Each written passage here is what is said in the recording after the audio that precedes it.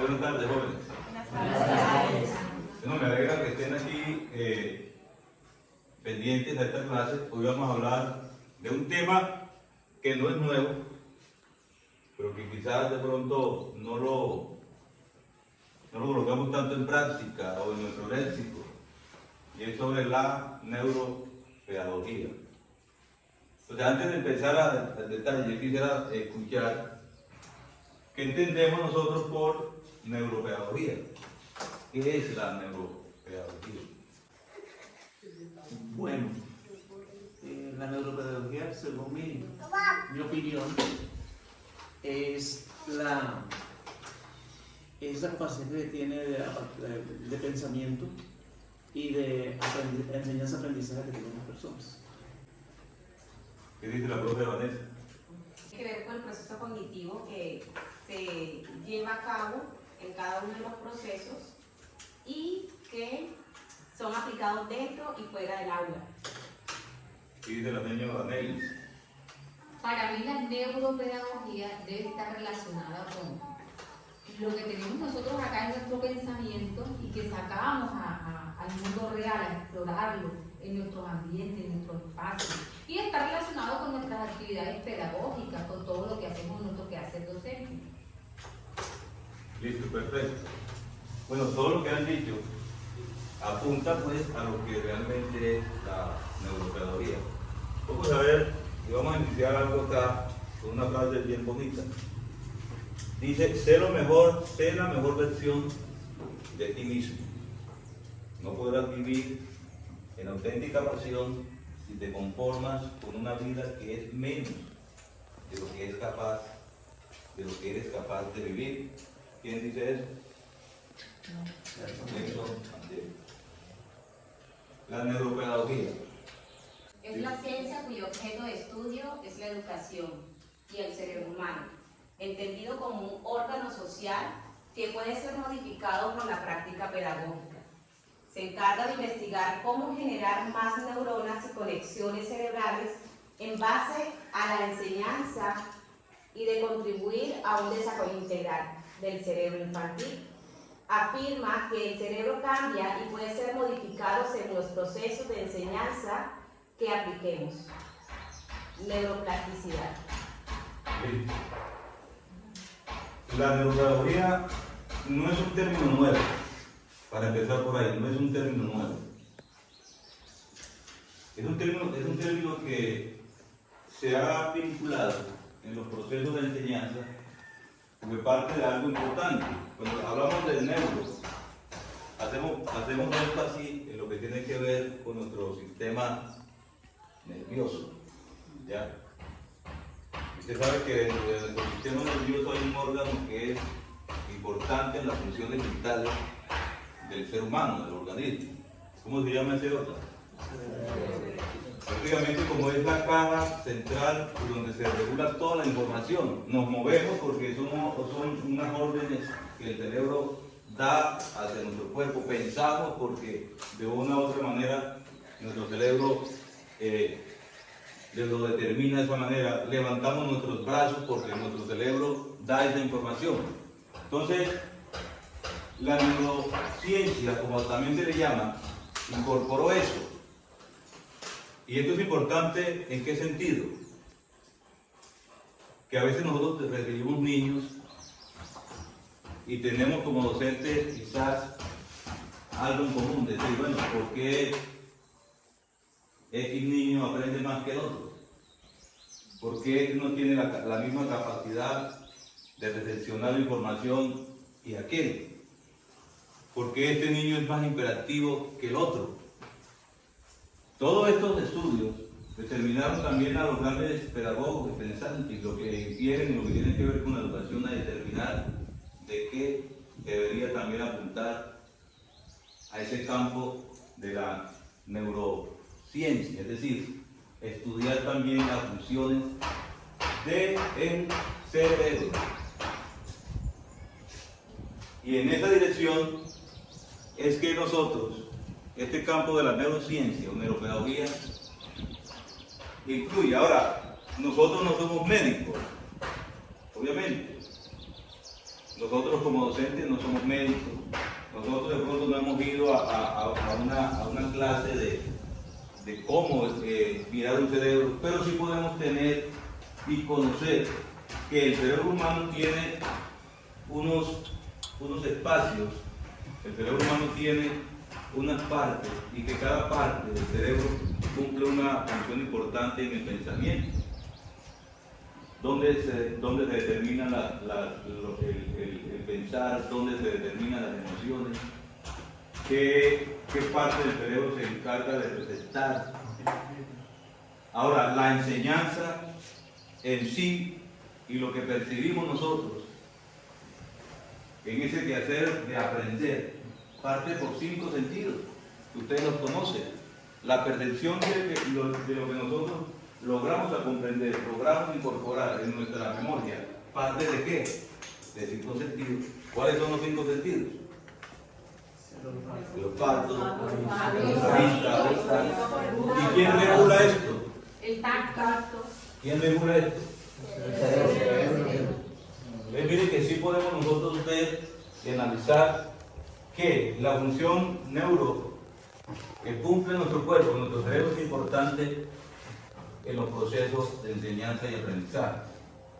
Dice algo acá que se encarga de investigar cómo generar más neuronas y conexiones cerebrales en base a la enseñanza y de construir un desarrollo integral del cerebro infantil. Afirma que el cerebro cambia y puede ser modificado según los procesos de enseñanza que aplicamos. Profe, pero me llama la atención algo ahí que dice que solamente para el desarrollo integral del cerebro infantil. Yo pienso que el cerebro es como una alcancía, ¿no? Se nace hasta que llega el final de la persona, siempre está llena de información y esa información el cerebro tiene la capacidad de modificarla, de integrarla, de distribuirla de acuerdo a la capacidad que tiene la persona para desarrollarlo, dependiendo también de los hemisferios.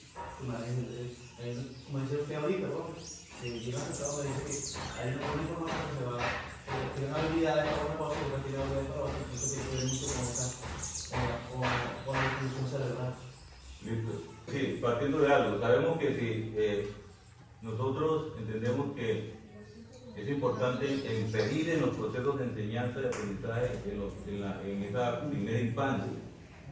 En esa primera infancia es donde el cerebro tiene un auge, por así decirlo, donde podemos nosotros inferir a desarrollarse en esa primera infancia, que son de 0 a los 5 años, es donde el cerebro está en esas condiciones de percibir, de aprender, aunque obviamente en el proceso de la vida se aprende.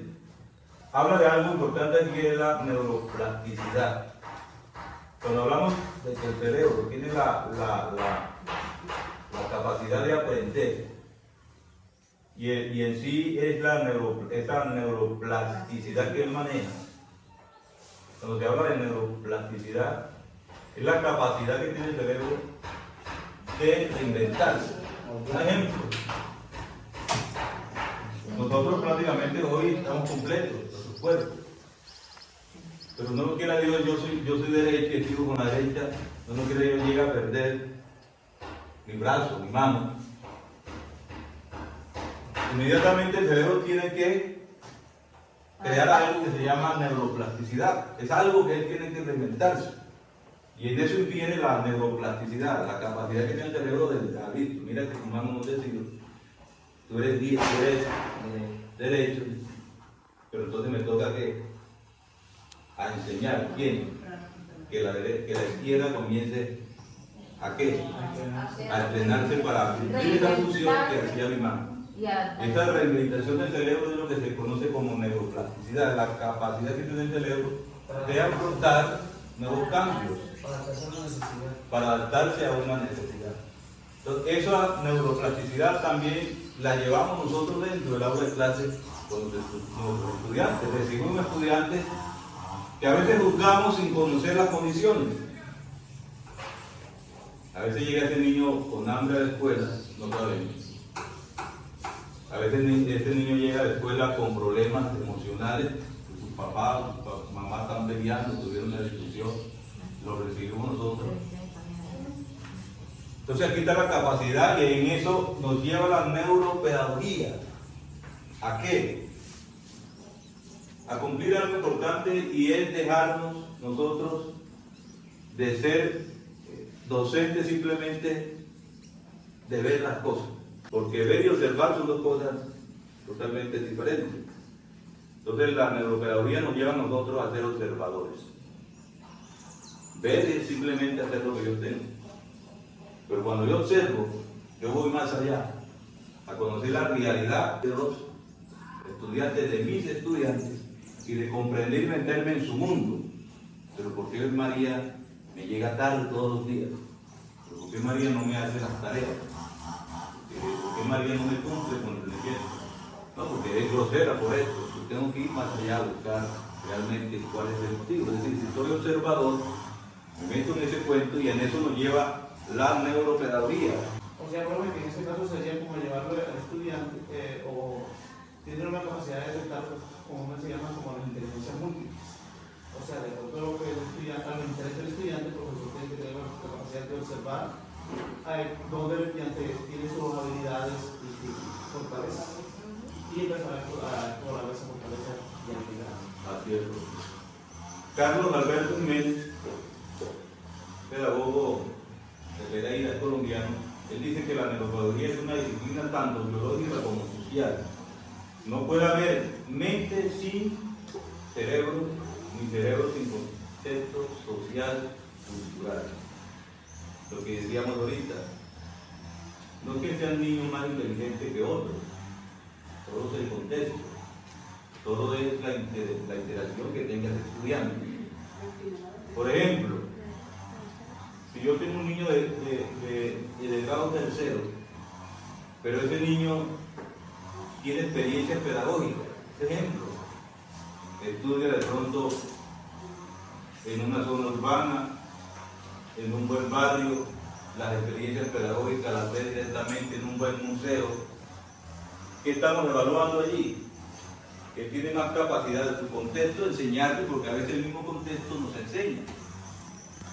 Que un niño de pronto del campo que salga simplemente, su autoridad es llegar de la casa a la escuela, de correr el mismo camino, de ver las mismas experiencias todos los días. La capacidad del contexto, es decir, descifrar, centrar y visualizar el contexto, le está dando la puerta a aquel niño que vive de pronto más presto a un contexto que le puede estar enseñando, a un contexto social que le puede estar brindando conocimiento, que aquel que vive en una rutina. Entonces, por eso que este pedagogo habla de que la neuropedagogía es una disciplina tanto biológica como social. No puede haber mente sin cerebro, ni cerebro sin contexto social y cultural. Si nosotros analizamos, por ejemplo, las partes del sistema nervioso central y sus funciones, el cerebro es el órgano principal del cuerpo. Ahí se regula todas las informaciones, lo que decíamos ahorita, pensamos, ¿por qué? Porque son una serie de conexiones nerviosas que nos llevan a inferir a ese pensamiento. Y el cerebro tiene unas cortezas. Si analizamos, por ejemplo, la corteza cerebral, si se cubre la superficie cerebral, rige las funciones superiores de lo que somos conscientes, percepciones sensoriales, los 5 sentidos, movimientos voluntarios, lenguaje, emociones y pensamientos. Nosotros no somos médicos, pero sí podemos mirar y conocer, al menos ilustrarnos en eso, en los hemisferios de nuestro cerebro, dónde se aprende esto, dónde se recepciona esto. Ahora, el tálamo y el núcleo dice estación intermedia entre la corteza y el tronco cerebral, control de movimientos y del tono. ¿Qué parte del cerebro se encarga de esa parte? Eso lo podemos nosotros conocer. El hipocampo y el sistema límbico, ser principal de la memoria y el aprendizaje, forman parte del sistema límbico, el principal rector de qué? De las emociones, La médula espinal comunica el cerebro y los nervios periféricos, conduce las sensaciones al cerebro, lleva los impulsos del movimiento voluntario e involuntario. El cerebelo, centro de coordinación integral, la integra la información que recibe de los 5 sentidos y la cerebral, hace que el movimiento sea fluido y coordinado. Tronco encefálico, controla las funciones vitales, latidos cardíacos, respiración, el ritmo de sueño, vigilia, núcleo nervioso de los sentidos, los movimientos de la cabeza y del cuello. ¿Qué nos toca a nosotros hacer? No somos los profesionales para impedir, pero si yo veo que como docente estoy analizando, busco 1000 estrategias para que ese niño reciba la enseñanza didáctica, métodos de enseñanza, y el niño no recepciona nada, yo tengo que alertar y evaluar y decir, bueno, aquí está pasando algo.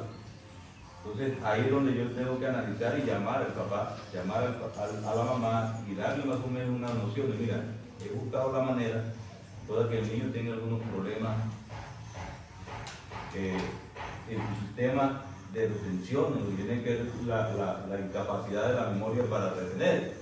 Entonces ahí sí nos vamos nosotros donde el profesional ¿qué?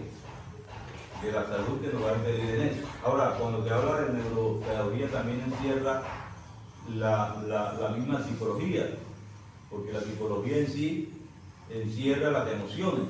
Entonces también hay que echarle mano a la psicología para entender ese problema de aprendizaje, porque no simplemente el problema de aprendizaje se centra tiene que ver con enfermedades, sino en procesos emocionales que el estudiante por X o Y motivo está enfrentando. Entonces ahí entra ese campo de la psicología a impedir, a descubrir, a ayudar a que el niño salga de esta situación. La cuarta función, ayudar a establecer sistemas eficientes de interacción entre el cerebro humano y tecnología. Él habla de unos estadios de crecimiento. Y esto es importante, miren, que esta parte, compañeros docentes, es importante que nosotros, dentro de nuestro proceso, lo tengamos en cuenta. Yo creo que para allá apunta más a eso. Y él en sus estadios del conocimiento, es decir, de la capacidad en esas edades de los estudiantes o del niño en receptar. Y él dice que un niño de 0 a 2 años, el niño aprende a partir de las experiencias corporales. Eso es bueno conocerlo. En un principio con su cuerpo y después con el medio que lo rodea. Al final de este estadio se manifiestan los primeros signos de representación mental. Y ahí también dice, y este primer estadio lo llama sensomotor. Un segundo estadio lo llama preoperacional, que va desde la edad de 2 a 7 años. Y dice que el niño podrá manipular símbolos. Aparece la adquisición de representación mental, pero para poder conocer necesita continuar actuando físicamente y de esta forma consigue soluciones. Pero sus razonamientos no son lógicos. Se dividen en 2 subestadios. Periodo preconceptual de los 2 a los 4 años. Dice, hay un periodo intuitivo que va desde los 4 a 7 años y habla de las operaciones concretas. Y habla de operaciones formales de niños de 12 años y aquí se centra ya en la madurez. Esto es bueno conocerlo. Esto no es nuevo para nosotros. Esto en nuestra formación pedagógica lo vimos, pero quizás nosotros lo dejamos de un lado, nos concentramos más que todo a dictar o impartir clases, centrada en la pedagogía simplemente y alejado de las neuronas. Entonces lo que nos busca hoy en día, lo que nos llama, estos nuevos términos es entender que al cerebro no hay que dejarlo de un lado, que tenemos que entender su funcionamiento y que entendiendo el funcionamiento del cerebro de nuestros estudiantes, de nuestros niños, aún de nosotros mismos, podemos ayudar también a que la enseñanza y el aprendizaje mejoren en ellos. Bueno, con el tipo Árbol de las emoción, emociones. esta corresponde a lo que es la duda, asombro, preguntas, inquietudes, y que normalmente nosotros vemos esto en nuestros contextos escolares. No está de más cuando un estudiante no entiende X o Y temática y que cuál es la labor como nosotros como docentes, volver a explicar, ¿verdad? Hay momentos en los cuales de pronto uno como docente se puede hasta desesperar porque tú estás tratando de explicar y explicar, no me funcionó con esta metodología, voy con otra estrategia y el estudiante sigue ahí. Si lo aplicamos dentro de los neuropedagogía, podemos darnos cuenta de que obviamente no todos tienen un mismo ritmo de aprendizaje. Por lo tanto, siempre los estudiantes tendrán pues sus dudas, sus inquietudes y que el docente debe estar ahí para resolverlas. Opciones que también encontramos dentro del aula de clases. Muchas gracias. Bueno, mi querida gente, por aquí me salió la carita llorona, ¿sí? Un niño llorando. En nuestro entorno, de pronto hay emociones, ¿sí? Que de pronto nos llevan también como a tener como el llanto. Les digo porque en la sede de la cuchilla hubo una niña que me pidió un espacio, profe, yo quiero cantar hoy. Cuando de pronto, sí, ella cantó su canción, cuando la terminó fue llorando. O sea, empezó con alegría y terminó como llorando. No sé si fue que de pronto los niños la aplaudieron mucho, no aguantó la emoción. El otro que veo que analizo en mi entorno es el siguiente, en mi entorno, perdón, es el siguiente. De que hay niños que de pronto, con cualquier bobadita por ahí, ya ellos de pronto se van en llanto. Bobadita es que lo que decía la señorita, ¿cómo te dice? Que se cayó. Que se cayó, que se raspó, ¿sí? De pronto hay unos que son como más frágiles.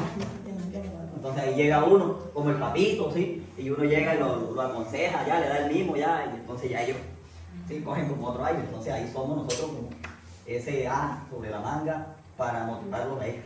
Entonces, gracias. Me salió la alegría. Sí. Total. En nuestro entorno educativo es lo que más nos emociona a nosotros como docentes. El momento que los estudiantes se sienten realizados cuando comprenden un tema. Se sienten realizados cuando pudieron realizar una actividad en clase o cuando les colocamos una nota muy bien, excelente.